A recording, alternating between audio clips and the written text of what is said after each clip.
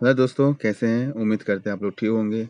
आज हम जो देखेंगे कि जीएसटी में नील रेट या फिर एग्जेम्प्टेड सेल या फिर नॉन जीएसटी का हम जीएसटी R1 और 3B कैसे फाइल करें, वो आज देखेंगे। चलिए शुरू करते हैं वीडियो आज की।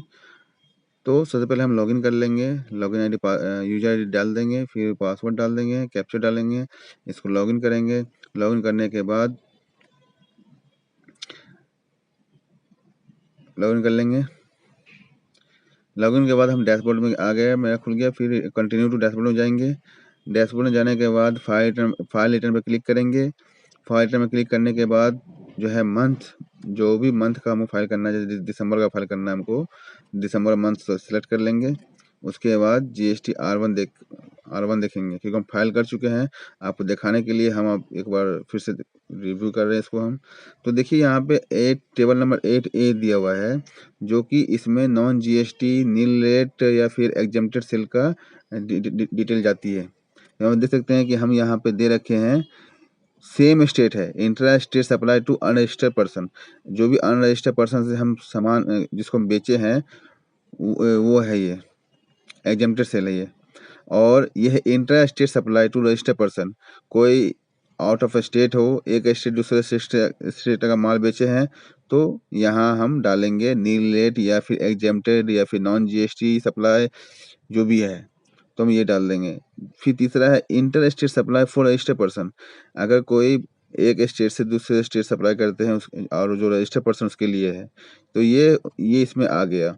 उसके बाद कुछ नहीं करना है, बस डॉक्यूमेंट इशू में जाना है।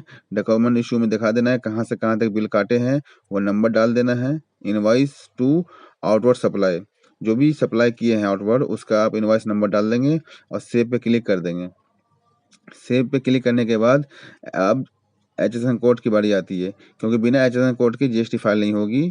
ठीक है, तो HSN कोड देखेंगे तो मेरा ये आलू पटेटो है, प्याज है, मतलब टमाटो है, प्याज है, सब कुछ है।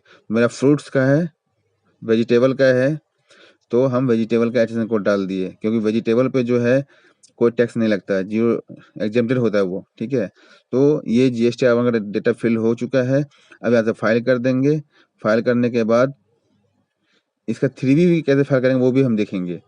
तो ये R1 फाइल हो चुका है। चलिए हम देखते हैं 3B कैसे फाइल करेंगे, जो नील रेट एग्जेम्प्टेड या फिर नॉन जीएसटी सप्लाई है। तो मैं दिसंबर मंथ सेलेक्ट कर लेंगे, फिर 3B का कॉलम खोलेंगे। 3B का कॉलम खोलने के बाद यहाँ पे हम आपको स्टेप बाय स्टेप दिखाएंगे कि कैसे हम नॉन जीएसटी सप्लाई लिए हैं।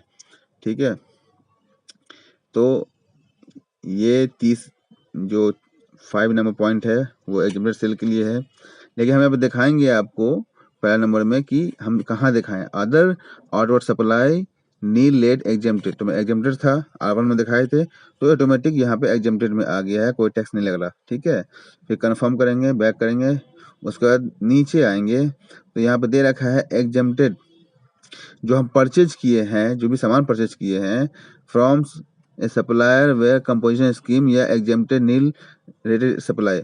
तो जो हम परचेज किए हैं इंटर स्टेट सप्लाई है और एक इंट्रा स्टेट सप्लाई है, तो सेम स्टेट से हम परचेज किए हैं, तो परचेज का फिगर डाल देंगे। ठीक है, उसके बाद हम 3B को फाइल कर देंगे, क्योंकि टैक्स बनेगा नहीं, क्योंकि यह एग्जेम्प्टेड है, टैक्स फ्री है, एग्जेम्प्टेड सेल है इसमें, इसीलिए हमको टैक्स देने की जरूरत नहीं है।